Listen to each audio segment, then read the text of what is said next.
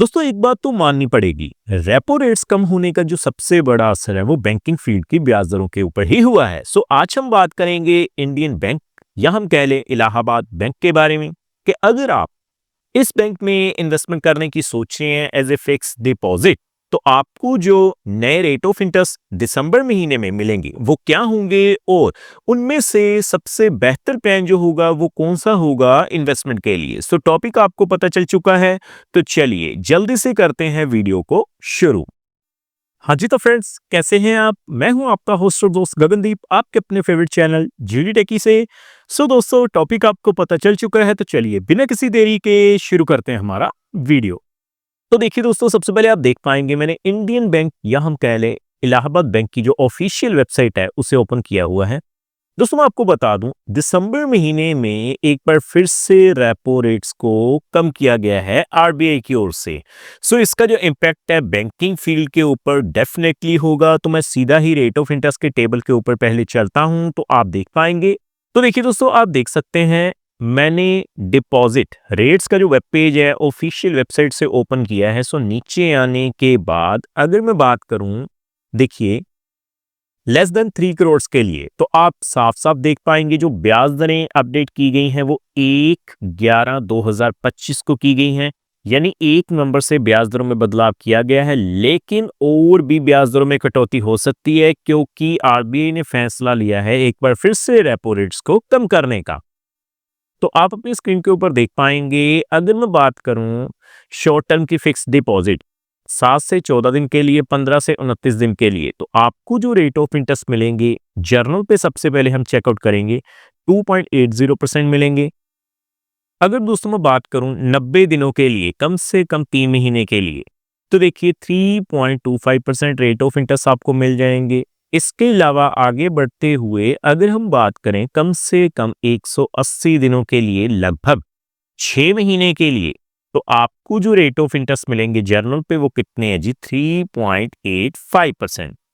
सो नीचे आने के बाद आप देख पाएंगे, देखिए दोस्तों अगर हम बात करें रेगुलर फिक्स डिपॉजिट जो कि है 1 ईयर फिक्स डिपॉजिट की, तो आप देख सकते हैं जी आपको जो रेट ऑफ इंटरेस्ट मिलेंगे वो क्या है? 6.10%। इसके अलावा above 1 year and less than 2 years, जिसमें से 444 दिनों के लिए और 555 दिनों की फिक्स डिपॉजिट को छोड़कर अगर आप फिक्स डिपॉजिट करवाते हैं तो ब्याज दरों में कटौती की गई है। आप देख सकते हैं पहले आपको 6.50% मिलते थे, अब आपको 6.30% मिलेंगे। उसी तरह से स्पेशल फिक्स डिपॉजिट जो प्लान है 444 डे स्पेशल एफडी प्लान, आपको जो रेट ऑफ इंटरेस्ट मिलता था 6.70% है। सो नवंबर महीने से, पिछले महीने से कटौती की गई है, 6.60% रेट ऑफ इंटरेस्ट मिलेगा। 555 दिनों के लिए भी आपको 6.50% रेट ऑफ इंटरेस्ट देखने को मिल जाएगा। बाकी दोस्तों 2 साल की फिक्स डिपॉजिट के लिए जो 3 साल से कम के लिए है, तो आप देख पाएंगे जो ब्याज दरें हैं वो कितनी है जी? 6.30% आपको मिलेंगी। 3 साल से लेकर 5 साल से कम के लिए जो रेट ऑफ इंटरेस्ट है जर्नल पे वो कितने हैं? 6.25% और 5 साल के लिए 6.00%। सो इसका मतलब यही है दोस्तों कि अगर आपको इन्वेस्टमेंट करनी है तो आप अभी भी 444 डे स्पेशल एफडी प्लान में इन्वेस्टमेंट कर सकते हैं, जिसमें जर्नल पे आपको रेट ऑफ इंटरेस्ट जो है 6.60% मिल रहे हैं।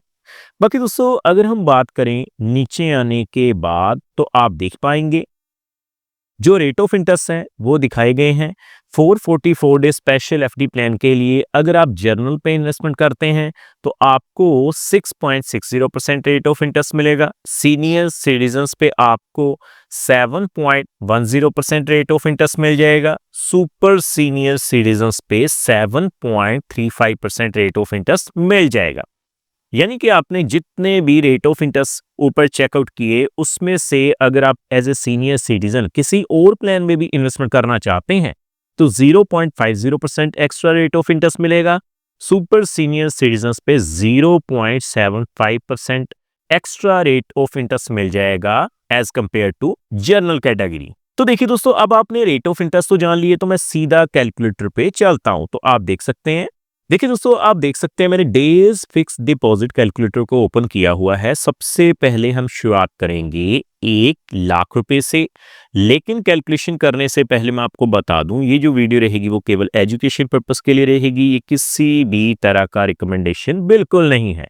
तो देखिए, 1 लाख के ऊपर 6.60% के हिसाब से अगर आप इन्वेस्टमेंट करते हैं सबसे पहले 444 डेज के लिए, तो आप देख पाएंगे आपको जो है कितनी ब्याज की राशि मिलेगी, 8,084 रुपए। 7.10% के हिसाब से सीनियर सिटीजन्स पे आपको जो ब्याज की राशि मिल जाएगी वो कितनी है, 8,701 रुपए। और इसके अलावा 7.35% यानी कि सुपर सीनियर सिटीजन्स पे आपको 9,010 रुपए मिल जाएंगे इंडियन बैंक में, या हम कह लें इलाहाबाद बैंक में। सो आगे बढ़ते हुए हम बात करेंगे कम से कम 3 लाख रुपए की। तो देखिए दोस्तों, मैंने 3 लाख रुपए फिल किए हैं। सबसे पहले 6.60% के हिसाब से अगर मैं कैलकुलेट करूं 444 डेज के लिए, तो आप देख पाएंगे 24,254 रुपए मिल जाएंगे।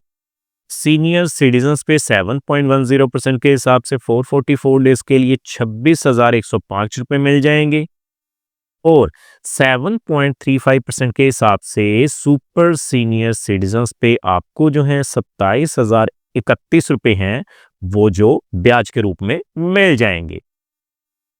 सो आगे बढ़ते हुए मैं कैलकुलेट करूंगा 5 लाख रुपए।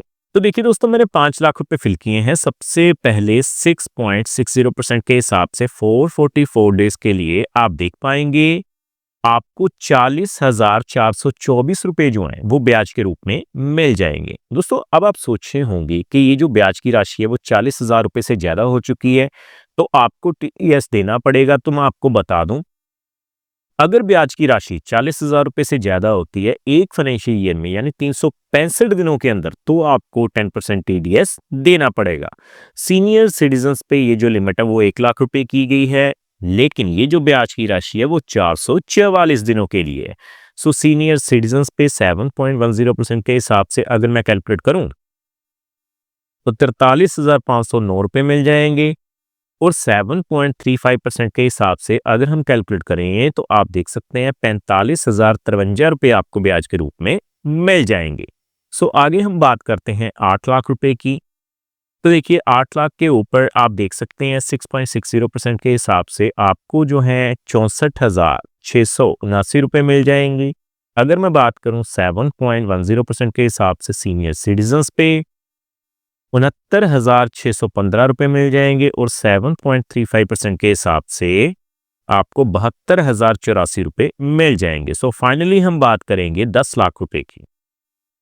तो आप देख सकते हैं 6.60% के हिसाब से आपको जो है 80,848 रुपए मिलेंगे। 7.10% के हिसाब से आपको 87,018 रुपए ब्याज के रूप में मिल जाएंगे। और 7.35% के हिसाब से आपको जो है 90,106 रुपए मिल जाएंगे। सो दोस्तों, उम्मीद करता हूं हमारे द्वारा दी गई जानकारी आपको पसंद आई होगी और आपने ये जान लिया होगा कि अगर आप इंडियन बैंक या हम कह लें इलाहाबाद बैंक में इन्वेस्टमेंट करते हैं तो आपके लिए कौन सा बेहतर प्लान रह सकता है। सो इस वीडियो में इतना ही।